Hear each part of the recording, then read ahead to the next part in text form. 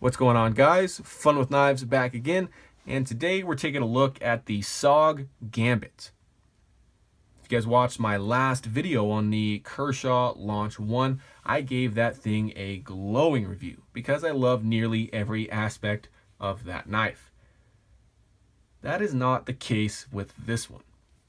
Of course, I'll give you guys the specs, give you guys what I like about this knife, what I don't, but to this day, I cannot figure out what this knife is good for. And I'll attempt to answer that question finally at the end of this video, but let's get into it. Got a blade length of 2.58 inches and an overall length of 7.3 inches. It's not a huge knife, definitely a weird blade to handle ratio, which I'm completely fine with.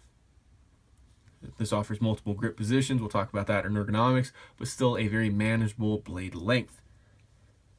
Blade thickness here, your blade stock, this is full tang all the way through, is 0.1 inches, so only 1/10 of an inch thick, and that is how you're getting that 2.8 ounce weight, which is awesome.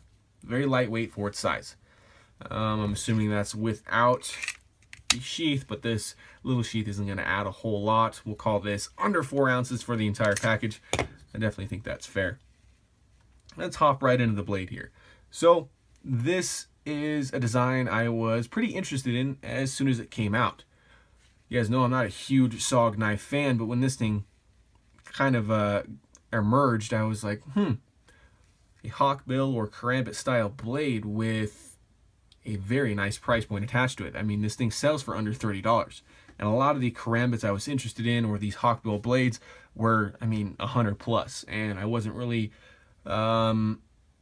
interested enough to buy it at that price point. So this is a budget karambit, we'll call it that. SOG Gambit here on this flat, and then a sterile backside. This does have a kind of a shallow hollow grind, not lending it to be a very good slicer, but you do have a pretty precise tip that has been chipped a little bit. I don't know how that happened, just through some everyday use. But this precise tip is mainly what you're going to be cutting with, because this is more, I guess you could call it a self-defense knife, where you can do a lot of these slashing motions back and forth, whatever grip you have it in. But it did not come supremely sharp from the factory, but it was sharp enough. And with these hawkbill style blades, yes, they are a pain in the ass to sharpen. So as far as hawkbill blades go, I think this is a pretty decent looking one. It's not ultra aggressive, and the point doesn't seem to drop down super far. Not that that matters to me necessarily, but there's a lot of, differentiation between hawkbill style blades, whether they're serrated or not, the length that's effective, or, how concave that blade really is. Something I noticed though, I don't know if you guys can see this, this degree of curve is not kept for the entire blade. There's kind of a weird straight portion here, which I'm not super fond of. Here's just a close-up of the blade. You guys are asking why I haven't talked about it. The blade steel on this model sucks. I have a 7CR17 MOV, which is in the 8CR13 MOV stainless steel family, but is much cheaper and much worse. The Rockwell hardness on this is anywhere from 54 to 58. So I'm guessing it's around 54 because this steel is soft. This thing is going to dull after a couple of boxes.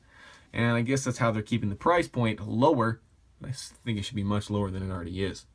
So overall, I'm not in love with the blade shape, but I can see its practicality in some utility things. This is a kind of draw cut motion only. So if you need to open an envelope, a box, this blade shape is actually very effective. If you're trying to cut open an apple, not so much. But let's move on to some of the other design features here. They do have a glass-filled or glass-reinforced nylon handle scales here, held on by 4 screws each. And of course, this is a SOG knife, people, so it's going to sit here on the blade, on each handle scale. It's going to have the logo on the clip and on both sides of the sheet. So if anyone sees you carrying this knife, they're going to know that you're promoting SOG all the way, which I don't think I want to do. But there is some diamond checkering on these handle scales. They're not quite abrasive, but they do actually give you a little bit of traction, which is actually nice. For how thin this whole package is with this handle thickness is nothing. We're talking 0.3 inches or something like that. It actually feels pretty decent in hand, unless you're going to do some hard use with it. and that's where this ring comes into play.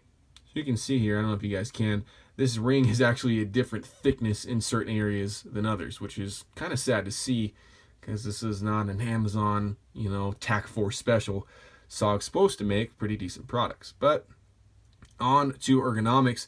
This is one of those crambits where you can have a variety of places to hold it. So if you use your pinky in the ring, you have an unused finger choil.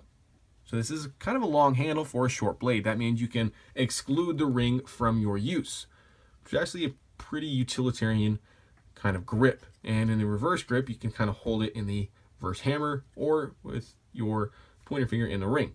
So I actually like the handle quite a bit. You can flip it, of course, if I'm not going to hit something. You guys actually aren't too far away. But yeah, you can do all your crambit tricks with this as well.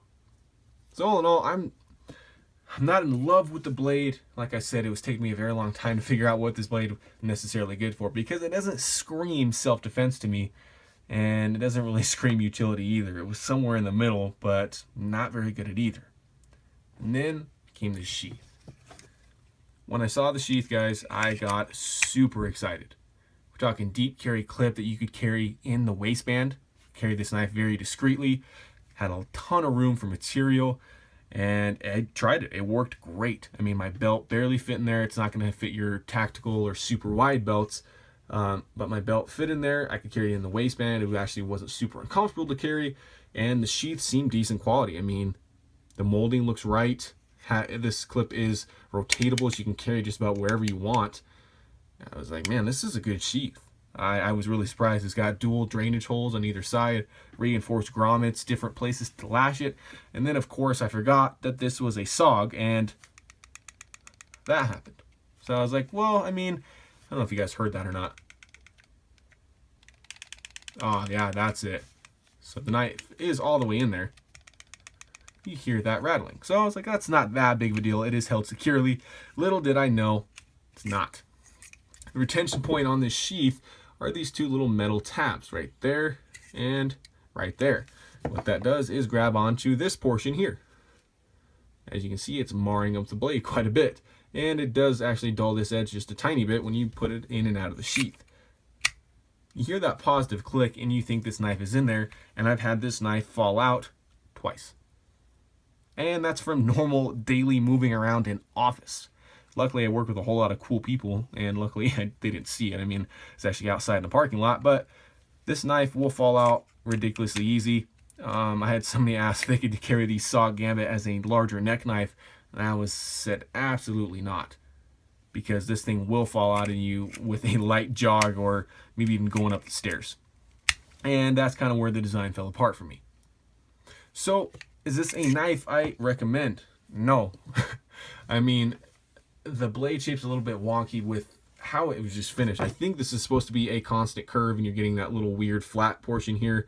The steel is terrible. It bends. I mean, you're going to get rolls in the edge before you get chips. I mean, the hardness is just not there. It's not going to be wear resistant or hold an edge for as long as you want it. And that's assuming that you want to use this knife as a utility knife or as an EDC or something like that. As a tactical knife, I couldn't really tell you. I mean, I don't have any training. I've never used a knife for self-defense or anything like that, but I definitely don't think this is going to be super well suited to it. I think looking at other karambit options is a route you guys should take. And that's, I mean, this knife does not fill a niche like I thought it would. I mean, even the jimping on the back is just kind of subpar.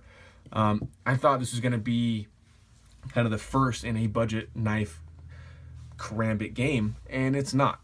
I would rather order the United Cutlery kind of Honshu karambit crap that you see, all the YouTube videos on that's from that CSGO or whatever. I mean, this is not a quality tool. It's not very good at a whole lot of things, and it just has poor fit and finish. It's made out of bad materials, and it's kind of every experience I've had with SOG wrapped into one. And it's not the worst knife that I've ever had, but it's not one I'm ever going to recommend to you guys. So, thanks for watching as always, and remember, have fun with your knives.